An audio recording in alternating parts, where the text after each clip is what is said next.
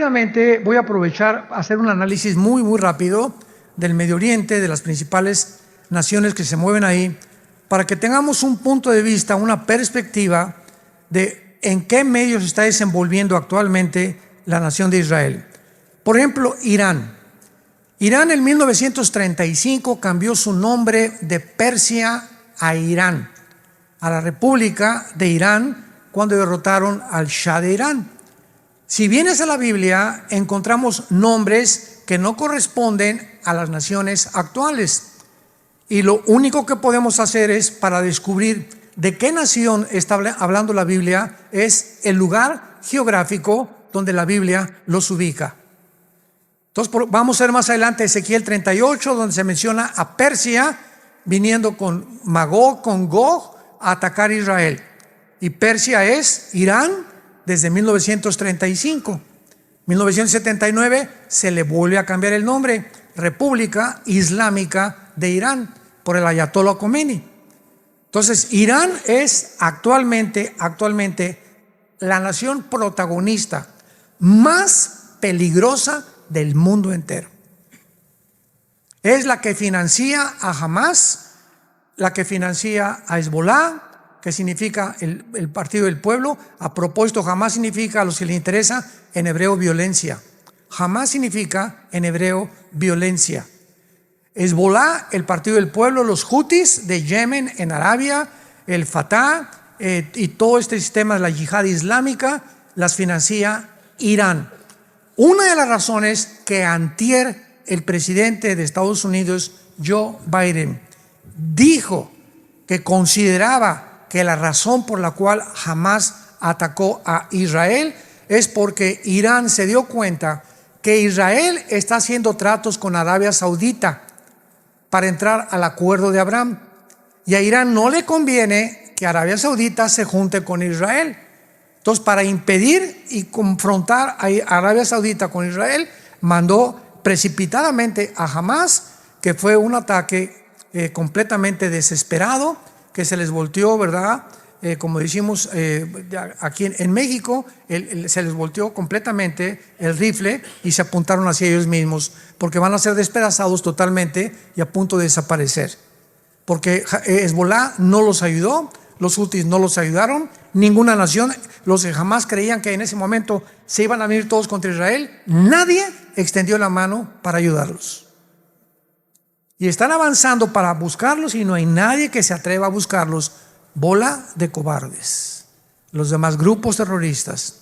Pero Irán necesita desesperadamente soldados en Siria, porque Irán, desde la invasión de Ucrania, es el compadre de Rusia y de China. Irán tiene el grupo Hezbollah en el Líbano, que está al mero norte de Israel, el Líbano. El Líbano no tiene gobierno tampoco. Lo que hizo Hamas en Gaza, dar el pinochetazo a la autoridad palestina, es lo que hizo Hezbollah con el gobierno en el Líbano. Entonces, en el Líbano el gobierno es Hezbollah. Es el grupo terrorista que tiene al gobierno del Líbano bajo sus pies, completamente dominado el gobierno del Líbano. El grupo terrorista Hezbollah está financiado 100% por Irán y recibe la misma presión de Irán, porque se calcula que tienen Hezbollah 300,000 cohetes. 300,000 cohetes. Y cuando Hamas creyó que al atacar Israel o al invadir Israel iban a lanzar todos los cohetes y se iba Israel a ver entre dos fuegos, un solo cohete no lanzaron. Dios sigue actuando de una forma increíble. El jefe de Hezbollah se llama Hassan Nasrallah, que es uno de los líderes de Irán. Repito, el grupo Hezbollah y el grupo de Hamas están controlados, dirigidos, sostenidos y financiados por la nación de Irán. Yemen, que es otra nación del Golfo Pérsico árabe, ahí hay otro grupo terrorista que se llaman los Houthis, o los Houthis en inglés. Le han declarado la guerra a Israel con 50,000 terroristas. Vean ustedes nada más cómo está incendiado el Medio Oriente. todos están esperando la oportunidad para exterminar la nación judía. Y Yemen se encuentra a 1.600 kilómetros de Israel. Este grupo también está financiado por Irán. Tienen cohetes que ya han comenzado a lanzar. La semana pasada y hace 2 días lanzaron más de 25 cohetes contra Israel. Veamos nosotros a Egipto, que actualmente fue la única nación que abrió un paso que se llama el Fatah para que los palestinos huyeran hacia el sur de Gaza, que se les permitió que huyeran, y a Israel les dijo: váyanse todos hacia el sur, porque vamos hacia el norte, allá están escondidos el principal grupo de terroristas de Hamas. Y permitió Egipto un poquito de palestinos que entraran, porque Egipto tampoco quiere a los palestinos. No quieren problemas, no quieren violencia, y además, desde el siglo pasado, solo hay 2 naciones árabes que están unidas en paz con Israel, que son Egipto y Jordania. Nada más, desde el 48 que se independizaron. Y este siglo XXI en que estamos actualmente, el presidente Trump ha sido el único presidente que ha podido lograr lo que se llama los acuerdos de Abraham, donde se unieron ahora, ya no son Jordania y Egipto, ahora son Emiratos Árabes Unidos, Bahrein y Marruecos. Ya son 5 naciones que ya se dieron la mano con Israel y se prometieron no intervenir. Ahora que intervino Hamas y que se juntaron más de 75 líderes en Rusia con Putin para tratar el problema de Hamas, los árabes se abstuvieron. Bahrein, Marruecos, Árabes Unidos y Arabia Saudita ha dicho siempre: vamos a entrar en negociación con Israel cuando Israel le permita a los palestinos un estado dentro de su territorio. Y por eso Arabia Saudita todavía no ha firmado ningún acuerdo, pero sabe que necesita la protección de Israel, y el espacio aéreo de Arabia Saudita lo usan los pilotos más grandes del mundo, los mejores pilotos del mundo, que son los judíos, con puro F-35, que es el avión de combate más rápido que existe y el más certero. Así que aunque Arabia Saudita no tiene firmado una paz con Israel, les permiten usar el espacio aéreo para que sus F-35 puedan volar. Así está la situación más o menos. Jordania en la Biblia aparece como la nación hipócrita, porque ¿saben ustedes de dónde venía Lot? ¿Se acuerdan de Lot? Génesis 19, que tuvo relaciones con sus 2 hijas y que nacieron Moab y Edom. Bueno, cuando veas Edom y Moab en el Antiguo Testamento, es Jordania. Entonces Jordania desciende de los de Lot, y de acuerdo a Daniel 11, 45 al 47, van a traicionar finalmente a Israel. Jordania. Vemos nosotros también a Europa, que se encuentra ensanguichada. Por un lado Rusia, por el otro lado Estados Unidos, y hacia el norte China y Rusia. Entonces Europa depende el 65% del gas de Rusia. El 65% del gas depende de Rusia, la Unión Europea. Por eso cuando Putin invade Ucrania, Alemania no quería entrarle, otras naciones, pues sí, pues la OTAN, que vamos a entrar, que por aquí y por allá, pero se decidieron finalmente que no iban a ayudar más que mandando alguna muy superficial ayuda a Ucrania, porque Putin les dijo: les voy a cerrar la llave, y si les cierra la llave, se mueren de frío. Ahora, dentro de Europa, la única nación en Europa ahorita que ha sobrevivido es Alemania. España, Portugal, Italia y Grecia se encuentran en bancarrota económica total. El Banco Europeo y el Fondo Monetario Internacional ya no puede darles $1 de ayuda a ninguna de estas naciones. Y la segunda nación que ha sobrevivido es Francia, porque está junto a Alemania. Y ahora que salió Angela Merkel de primera ministro de Alemania, ¿verdad?, entró Scholz actualmente de ministro de Alemania, y está esperando de alguna manera que ahora que Putin, ¿verdad?, se quede en Ucrania o siga avanzando, bajo las alas de qué gallina se va a meter Europa ahora, porque siempre Estados Unidos ha sido el que ha protegido a Europa por la OTAN. La OTAN es la organización de las naciones del Atlántico del Norte, que se formó en 1947, el ejército de Europa, para protegerse de la invasión de los comunistas.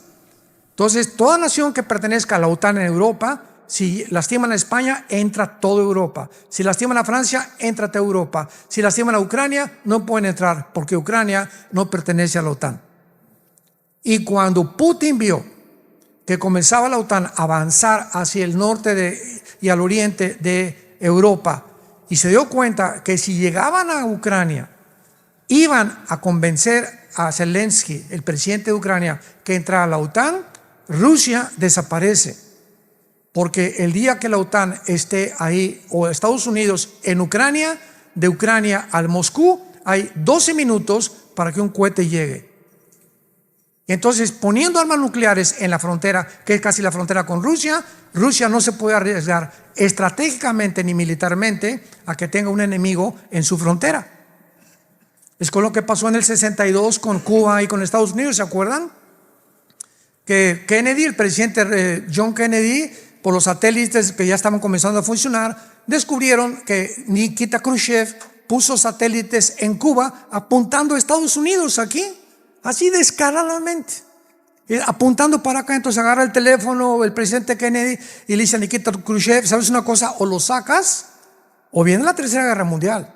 Fue la primera amenaza en el siglo pasado de una guerra mundial, porque iba a haber una guerra mundial. Entonces, gracias a Dios que duró 2 semanas este conflicto. Se convenció Khrushchev y se retiraron los cohetes y se fueron a Rusia. Pero estuvieron a punto de entrar a una guerra, porque Estados Unidos no va a permitir cohetes apuntando hacia su país. Tampoco Rusia va a permitir que en Ucrania le estén apuntando hacia su país, Estados Unidos, ni tampoco la OTAN. Ahora, en Ucrania hay más de 1,500 fábricas de antibióticos y de químicos para fabricar vacunas. Ya estamos entendiendo, ¿verdad? ¿Por qué te dejaste vacunar? Entonces, al presidente Biden no le conviene porque todas estas fábricas clandestinas que hay en Ucrania producen billones de dólares a Biden y a Bill Gates, que es dueño de Pfizer y de Moderna. Entonces, cuando comenzaron a planear lo de la vacunación, comenzaron a cometer errores gravísimos que la gente, como borreguitos, cayeron en la trampa. Yo digo cayeron porque mi esposo y yo no caímos, no sé cuántos de ustedes, pero yo desde el principio me di cuenta. Oye, ¿cómo es posible que yo entré a un restaurante y me digan, por favor, tápese, y al llegar a la mesa quítese ahí? O sea, al llegar a la mesa ya no hay virus. ¿Cómo es posible que en el avión me digan, mientras usted está comiendo cacahuate y refrescos, se puede quitar la máscara? Yo le llamaba el bozal o la bufanda, ¿verdad? Y otra vez me la volví a poner y ya se fueron los virus. ¿Cómo es posible que en un avión 350 personas, 250 personas a la salida digan, guarden la sana distancia? ¿Están bromeando? Estamos en un mundo de gente que no tiene piedad del ser humano. Impresionante lo que está sucediendo.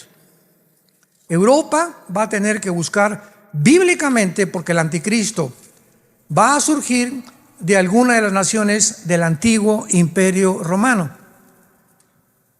El antiguo imperio romano estaba formado por Europa, el norte de África y el Medio Oriente. Durante mucho tiempo, sobre todo en el siglo XX, muchos escatólogos, o sea, estudiantes de las profecías, decían que iba a salir de Roma y que de Europa iba a salir el anticristo. Pero mientras más se estudia la Biblia, más estamos convencidos que el anticristo surge del Medio Oriente. Actualmente Europa, escuchen esto, en 3 o 4 años Europa ha venido millones de musulmanes refugiados a Francia. En Inglaterra hay más mezquitas que iglesias cristianas. En Alemania y en Francia y en España principalmente. En 3 años, los musulmanes, Europa es un continente musulmán. Porque los europeos es una población de viejitos, ya no se reproducen, no quieren tener hijos. Los musulmanes se reproducen como conejos. Por cada europeo nacen 7 musulmanes. Entonces, en 3 años, Europa es un continente musulmán. tal como la Biblia lo profetizó. Que la guerra final en el mundo, la guerra de Gog y Magog, sería entre el mundo islámico y el mundo judío cristiano. Las dos corrientes más fuertes que existen religiosamente para el mundo entero. Y Europa no va a tener más que hacer algo importante, porque el anticristo va a surgir cuando digamos que 5 naciones de Europa y 5 del Medio Oriente, Daniel capítulo 2, capítulo 7, se unan. Cuando oigamos, pongan atención, cuando oigamos un G10, se unieron 5 naciones de Europa, 5 del Medio Oriente, hicieron un pacto de las 10. De una de estas naciones surge el cuerno pequeño o el anticristo. Y de acuerdo a Daniel 8, que lo vamos a ver después, surge de entre Irak y Siria. Por eso se le llama al anticristo el asirio. Desde Génesis capítulo 10, Nimrod, que es el primer prototipo del anticristo que fundó Asiria y Babilonia. Babilonia, que es Irak del siglo moderno, es la segunda nación más mencionada en la Biblia después de Jerusalén. Jerusalén es la ciudad más mencionada, más de 350 veces se menciona Jerusalén. En segundo lugar, Babilonia. Y Babilonia comienza desde el Génesis y termina en el Apocalipsis. Con Apocalipsis 17, la Babilonia religiosa, la Babilonia comercial, Apocalipsis 18. Así que estamos ante un mundo impresionante. Y ahora lo más asombroso de todo, vayamos a Ezequiel capítulo 38. Y la nación más impresionante después de Irán es Turquía. Turquía, que aparece en la Biblia con el nombre de Togarma. La región de Turquía, Armenia y toda esa zona se llama la Anatolia antiguamente, o la zona también magogita.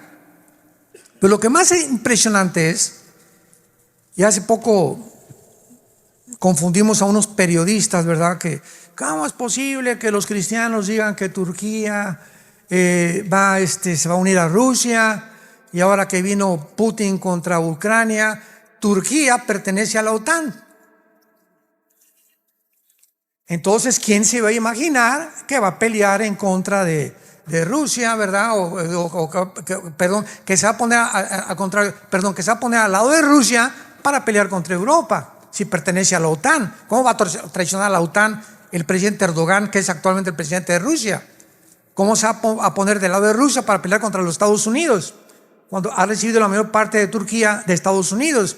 Pues la Biblia profetizó hace 2700 años. Apunta ahí en Ezequiel, 2700 antes de Cristo. No antes de Nostradamus, por favor. Hace casi 2700 años, dice Ezequiel 38, versículo 3. Así ha dicho Jehová el Señor: yo estoy contra ti, oh Gog, príncipe soberano de Mesec y Tubal. Los que quieran apuntar, Gog es el nombre o un título de un líder, comandante, César, zar, general, cabeza de algo. La palabra Gog en el hebreo es cabeza o líder de algo. Entonces aquí el Espíritu Santo está hablando de un líder que se llama Gog y que es príncipe soberano, Rosh en el hebreo, Nasik, Mesec y Tubal, que es la región de Turquía. Después de que invade Putin a Ucrania, Erdogan, el presidente de Turquía, que permitió un autogolpe de Estado meses antes en Turquía para quedarse en el poder, y la mezquita más grande de Turquía, la Santísima, ¿verdad?, que era antes cristiana, la vuelve mezquita para poder comprender realmente el trasfondo, y da un discurso Erdogan diciendo lo siguiente: yo he sido escogido por Alá para ser el próximo califa del mundo musulmán, del mundo del Islam. Y su deseo y su arrogancia es ser el líder de todo el Islam en el Medio Oriente. Pero Rusia y China se están peleando el Medio Oriente y Estados Unidos también. En otras palabras, el Medio Oriente, como dijimos al principio, es la manzana de la discordia donde estalla la Tercera Guerra Mundial. ¿Por qué?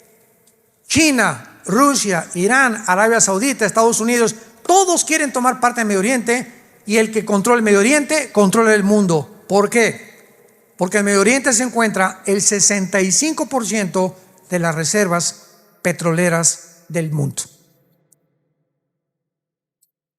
Debajo de Irak, Irán, Arabia Saudita, toda esa zona, 65% de las reservas petroleras del mundo.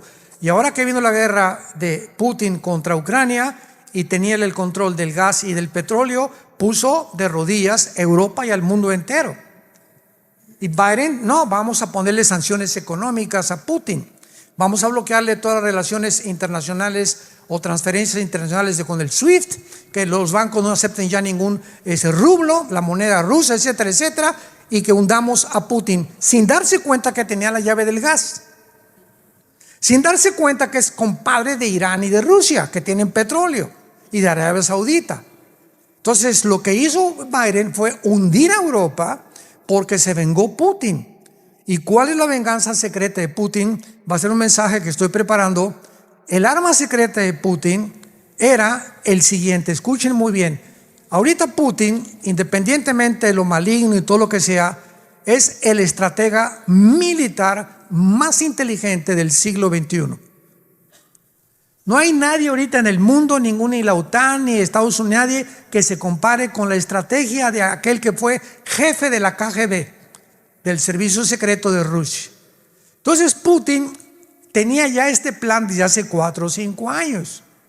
Y cuando Estados Unidos le impone las sanciones económicas, el arma secreta de Putin es el siguiente. ¿Cuál es el punto débil de Estados Unidos? ¿Su poder nuclear? No, Rusia tiene más poder nuclear que Estados Unidos. ¿Cuál es el punto débil de Estados Unidos? Que no tienen tanta protección como tiene Israel y como tiene tampoco Rusia, tampoco. El punto débil de Estados Unidos es el dólar. 1947-48 se hace la cumbre de Bretton Woods. Termina la Segunda Guerra Mundial y las naciones que ganaron la Segunda Guerra Mundial, Inglaterra, Rusia, Canadá, Estados Unidos, votan, primero fue la libra esterlina, pero perdió, que el dólar sería la moneda que iba a regir la compra del petróleo, o sea, desde hace 75 más años. Rusia quiere comprar dólares, tiene que convertir los rublos en dólares. México quiere comprar petróleo, tiene que convertir el peso mexicano en dólares. Cuando no estaba la Unión Europea, Francia quiere comprar los francos, tiene que convertirlos en dólares. O sea, todas las naciones son regidas por el dólar desde hace más de 75 años. Entonces Putin se une con Rusia, con Irán, con China, con Corea del Norte y con la India para quitarle al dólar el peso que tiene para comprar el petróleo. Y si llega esto este año o el fin de año, escúcheme con mucho cuidado, si logran quitarle al dólar actualmente que se está hundiendo a una velocidad impresionante y sustituyen el dólar por el yuan o por el rublo ruso, Estados Unidos se hunde hasta tocar fondo. ¿Por qué se hunde? Porque su deuda externa es de 33 trillones de dólares. Y ahorita pues nadie le puede cobrar porque los dólares los controla ellos. Pero si le quitan al dólar el modelo para regir y la compra del petróleo, entonces Estados Unidos se hunde económicamente y toca fondo y pasa a segundo o tercer lugar en su supremacía política, económica y militar. Y es como lo dice la Biblia, Estados Unidos no aparece en la Biblia. Adiós, San Antonio. Y tampoco México. Todo el continente americano va a desaparecer, ¿sabían? ¿Cómo lo sabemos? Porque el quinto sello, Apocalipsis 6, 1/4 parte de la humanidad desaparece en los primeros bombazos. 1/4 parte de la humanidad. Somos ahorita 8,000 millones de personas. ¿Cuánto es una cuarta parte? 2.000 millones de personas. Desde Alaska hasta la Patagonia, el continente americano, somos 1.150 millones de seres humanos. No llegamos ni a los 2.000. 2 continentes americanos van a desaparecer en la guerra nuclear. Cuando venga Cristo, una tercera parte de la humanidad es la que sobrevivió la guerra nuclear, en la que el mundo se encuentra a punto de autodestruirse unos contra otros. Todo esto es increíble a la luz de todo lo que estamos viendo, porque ahorita es Rusia la que tiene el control del gas, del petróleo y del grano. Entonces, cuando Erdogan vio que Rusia ponía las sanciones y que ya no tenía petróleo Erdogan en Turquía, ni el grano, dice: si a mi pueblo se da cuenta que no hay grano ni hay petróleo, me van a dar un golpe de estado. Entonces dijo Erdogan: me uno con Rusia, y comenzó a retratarse con Putin y con el ayatollah de Irán y con Xi Jinping de China. Y ahora vemos las fotos por todos lados de Xi Jinping, Putin, el ayatollah y Erdogan de Turquía. Y a notar de Erdogan de decirle a la OTAN: ahí nos vemos. El momento en que Erdogan le diga a Europa adiós, Turquía tiene el ejército más poderoso de la OTAN. Ya se salió Inglaterra, ¿se acuerdan del Brexit? Ya se salió Inglaterra, ahora se sale Turquía, Europa se queda como un pollito desamparado. ¿Qué cosa va a hacer? Bíblicamente va a pedir ayuda a los árabes para formar un G10 y poder subsistir y sobrevivir y reconstruir Europa después de lo que se viene. Qué increíble es todo esto que estamos viendo. Y vayamos aquí mismo en Ezequiel 38 a las otras naciones que la Biblia profetizó, que son las naciones que actualmente forman ya esta alianza de Rusia, China, Irán, Corea, etcétera, etcétera. Nunca se había formado en la historia, jamás, ni en la Primera ni en la Segunda Guerra Mundial. Y leí la profetiza la alianza en la que Rusia tendrá para atacar a Israel. Tal vez este año, el próximo año, no lo sabemos, pero es una de las próximas guerras que debemos esperar en el mundo. Dice el versículo 5, Persia, vayan apuntando, es Irán. Cus y Fut. ¿Cómo sabemos qué naciones son Cus y Fut? Bueno, en Génesis capítulo 10 de la Biblia se encuentran las 70 naciones descendientes de los 3 hijos de Noé: Sem, Cam y Jafet. Tú y yo, todos nosotros, todo el mundo descendemos de los 3 hijos de Noé. Los jafetitas formaron todo el mundo anglosajón europeo. Todos los de tez blanca, güeros, ojos claros, son anglosajones. Los semitas son los árabes y los judíos y el Asia Menor. Y los camitas o de Cam es el continente africano. Entonces, si tú vas a Génesis capítulo 10, versículo 2 y 3, vas a ver que los que descienden de Cam son precisamente Cus y Fut, que son las naciones de Libia, Marruecos, Sudán o Etiopía, que son las naciones del norte de África y todas musulmanas. Increíble. Entonces ponle ahí Irán, Sudán, Etiopía, Gomer, que es Alemania, Togarma, que es Turquía. Apúntalo ahí en tu Biblia. Y junto a Turquía está Armenia, ¿verdad? Que es lo más seguro, porque la palabra Yereka Chafabó en el hebreo, que significa de los confines del norte. Y siempre que se nos da una ubicación geográfica, el norte es al norte de Israel, no al norte de San Antonio ni de México. Siempre todas las naciones y todas las ubicaciones en la Biblia, su punto central, el termómetro de Dios, el punto central de Dios es la nación de Israel. Veamos por qué en Amós capítulo 9.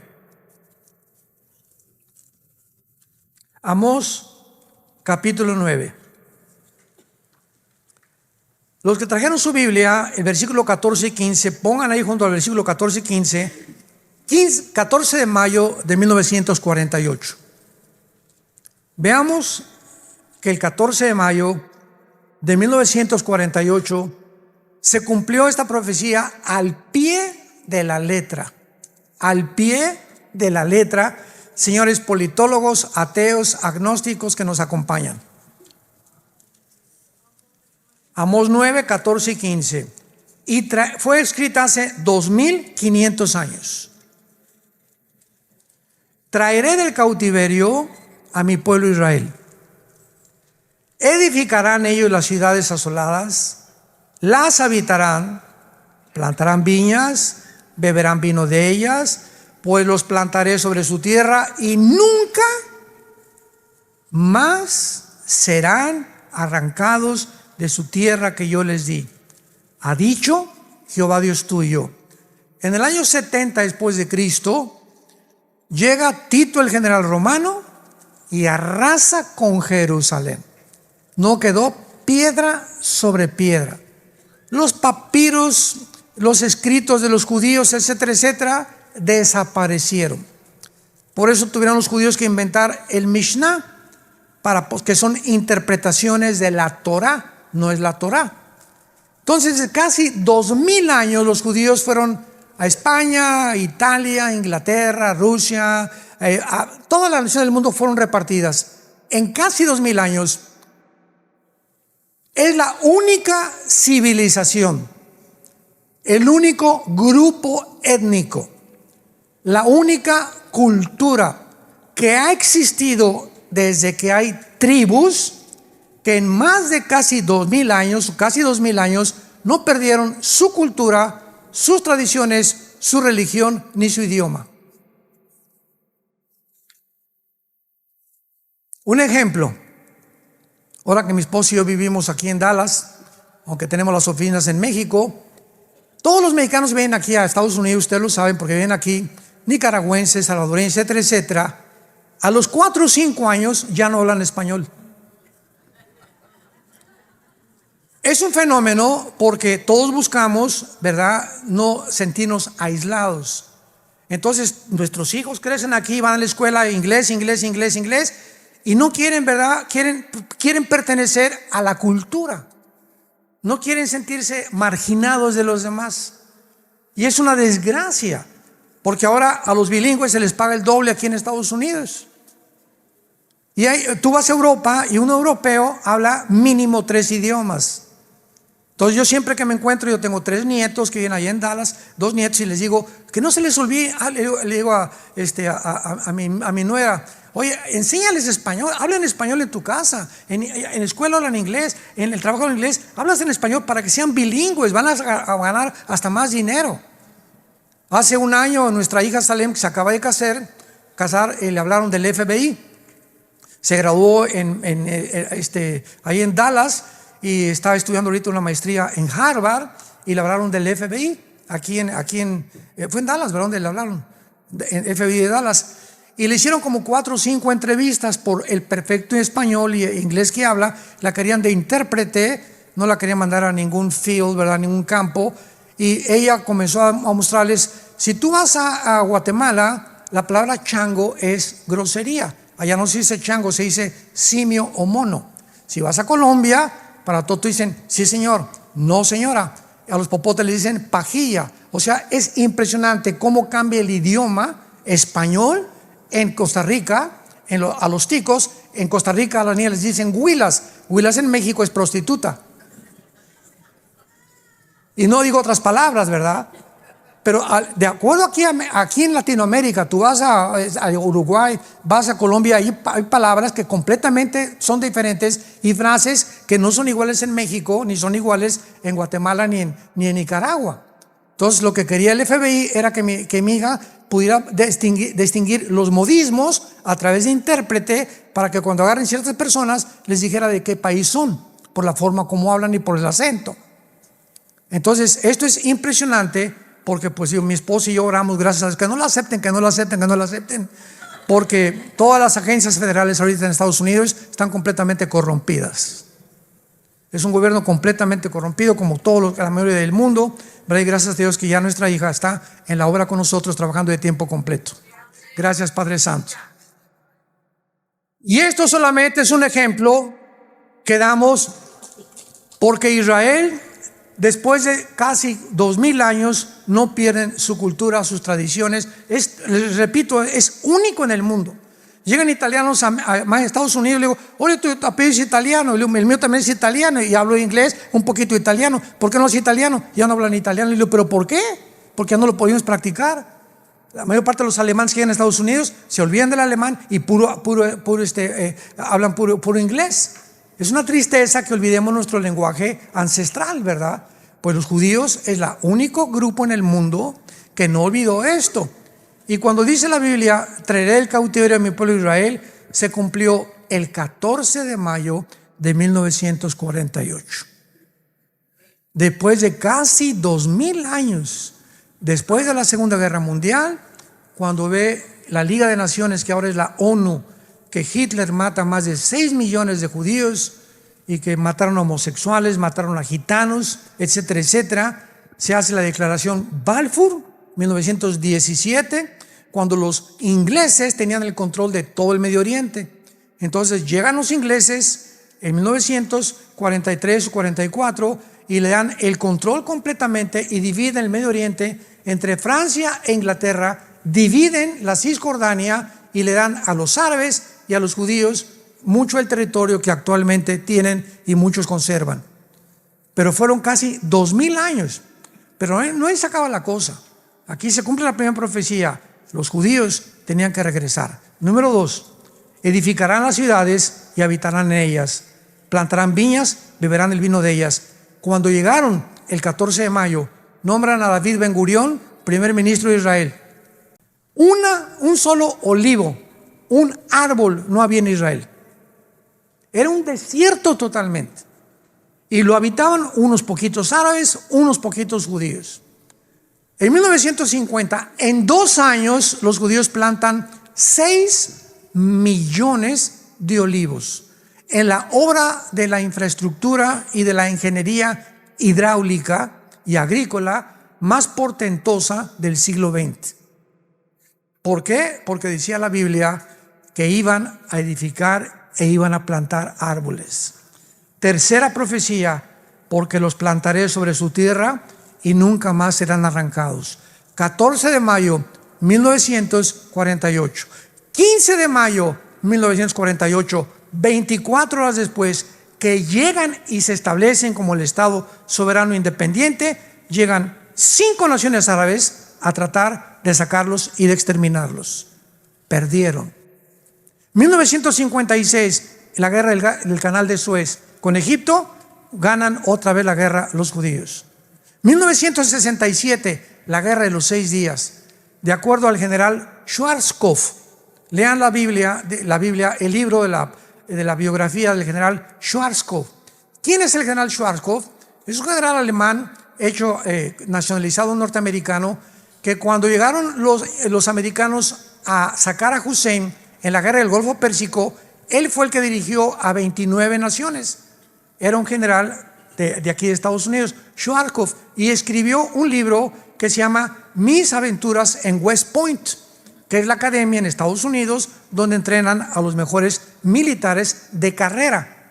Y el general Schwarzkopf dice lo siguiente: he visto las guerras, he estudiado de Napoleón Bonaparte, de Aníbal, las falanges de Alejandro el Magno, etcétera, etcétera. Nunca en la historia hay una guerra similar que se compare con la guerra de los 6 días de 1967, donde 5 naciones árabes, guiadas por el presidente en aquel tiempo de Egipto, Nasser, junta a las 5 naciones y les dice: exterminemos y echemos a los judíos al mar Mediterráneo.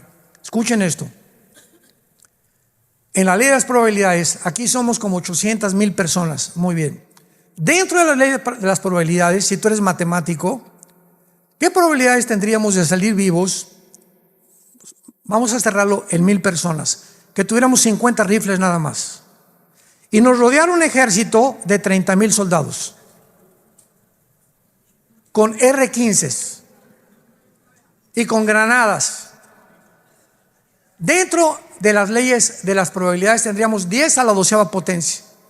Imposible salir vivos. Eran las mismas probabilidades, abren los oídos, que tuvieron los judíos de salir vivos en junio de 1967.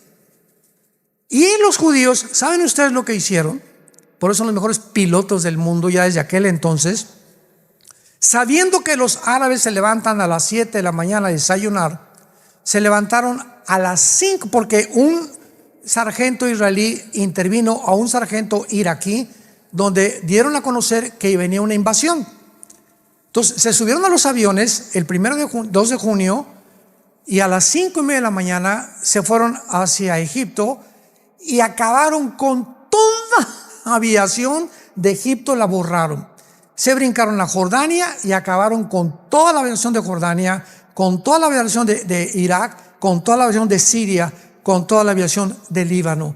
En 6 días los judíos habían destruido completamente el ataque de 5 naciones árabes. ¿Saben por qué ganaron en 6 días? Porque el 7º tenían que descansar. Increíble, ¿verdad? Bueno, 1973, la guerra de Yom Kippur, que fue hace 50 años, vuelven a ganarla. No han perdido una sola guerra, rodeados de 22 millones de árabes. Nunca nadie los va a volver a arrancar. Los árabes se dieron por vencidos y formaron los grupos terroristas. Ya no vamos con un ejército a atacarlos, vamos a hacer la guerrilla urbana que diseñaron los comunistas en tiempos de Lenin en 1923, y ahora vamos a formar grupos terroristas que comenzó Yasser Arafat, el Movimiento para la Liberación Palestina, y tanto los Hezbollah, los Hamas actualmente, los Yutis han estado continuamente tratando de exterminar a los judíos. Y por más que han intentado, y por más que lo siguen haciendo, y por más del apoyo de Irán, siguen en su tierra. Ahora vean el milagro del 7 de octubre pasado. El 6 de octubre, el día anterior de la matanza, Israel estaba a punto de dividirse. Se juntaron miles de personas votando para derrotar a Netanyahu, que la reforma judicial, y era un país dividido el 6 de octubre. Viene la matanza del 7 de octubre, y el 8 de octubre, 2 días después, Israel era un país unido completamente. Se perdonaron unos a otros. Miles de jóvenes del mundo entero judíos huyeron hacia Israel para poder ayudar e ingresar en el ejército para defender a su tierra. El milagro que hizo Dios en menos de 48 horas. El 6 de octubre estaban a punto de una revolución civil. Viene esta cosa y Dios lo usa para unir a Israel. Y juntos ahora vienen todos los jóvenes de todo el mundo para unirse a este ejército que es maravilloso, ¿verdad? Para poder realmente hacer que Israel pueda continuar cumpliendo las profecías de Dios. Nunca serán arrancados de la tierra que yo les di. Y finalmente, leamos Jeremías capítulo 31, otra profecía impresionante que le calla la boca a todos los que han dicho que ya Dios no tiene nada que hacer con Israel. Yo inclusive tengo un amigo que quiero mucho, pero que diferimos en cuanto a historia, y él me dice, no, es que ya Israel no ha cumplido ninguna profecía de Dios. Yo no sabía si reír o llorar cuando me dijo eso. Y es un amigo muy preparado que yo tengo, habla 5 idiomas, pero me entristeció lo que me dijo. Jeremías 31, versículo 35, termino con esto. Así ha dicho Jehová, que da el sol para la luz del día, las leyes de la luna y las estrellas para la luz de la noche, que parte el mar y braman sus ondas.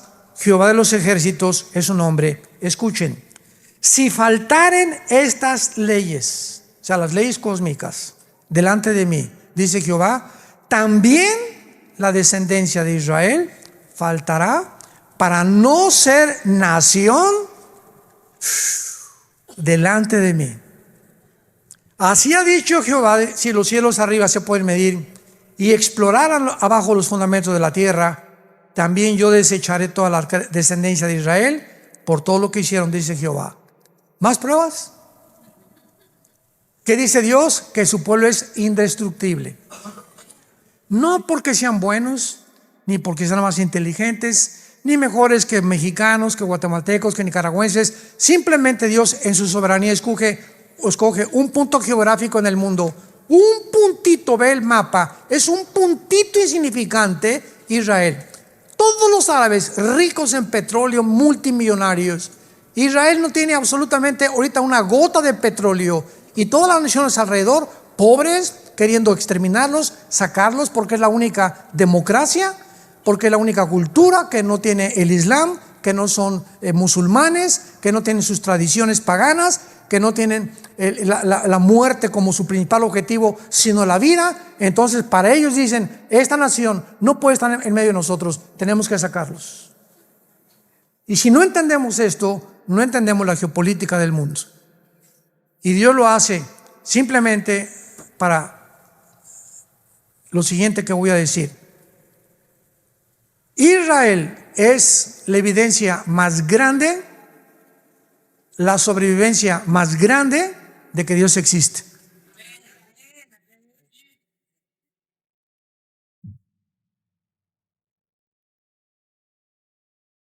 La sobrevivencia de este pueblo es ya, nadie puede alegar, la sobrevivencia de este pueblo es milagrosa. 48, 56, 67, 73, ataques guerrilleros, ataques de Hamas, por todos lados, rodeados de 22 millones de árabes que los quieren exterminar. Ahora repito, los árabes son lindos, son los gobiernos de ellos. El pueblo palestino, el pueblo de Irak, el pueblo de Siria, ¿verdad? Los sirios, los árabes, ¿verdad? Tenemos que orar por ellos. Hay muchísimos, miles de cristianos que son árabes también. Entonces, cuando hablamos de eso, no estamos hablando en general. Estamos hablando, repito, de los gobiernos corruptos que pertenecemos ahorita todos los ciudadanos en el mundo entero. Por eso 1 Timoteo 2 nos ordena orar por nuestros gobernantes. Oremos por ellos. Padre Santo que estás en el cielo, te damos gracias, Señor, por guiarnos y mostrarnos la atmósfera espiritual que nos rodea. Y sabiendo que este mundo está ya energetizado, influenciado por fuerzas, poderes espirituales de maldad. Tu palabra dice que las cosas no van a mejorar, van a empeorar para aquellos que viven lejos de ti. Mas a vosotros, dice el Señor, resplandecerá la luz. No teman, mi pequeña manada, en el mundo tendrán tribulación, pero yo he vencido al mundo. Mi paz les dejo, mi paz les doy. Voy a preparar un lugar para ustedes, para que donde yo estoy, ustedes también estén. Peleen la buena batalla, echen mano de la vida eterna, esfuércense, mis valientes guerreros y guerreras, que la victoria es nuestra. Es el tiempo de alumbrar, es el tiempo de dar testimonio, es el tiempo del arrepentimiento, es el tiempo de orar por nuestros gobernantes. Te pedimos, Padre, por el presidente Joe Biden, por Jill, su esposa, por su hijo Hunter, por sus nietos, por el presidente de México, señor López Obrador, por su familia, sus 3 hijos, por el presidente de Argentina, el de El Salvador, los de España, los comunistas en Europa.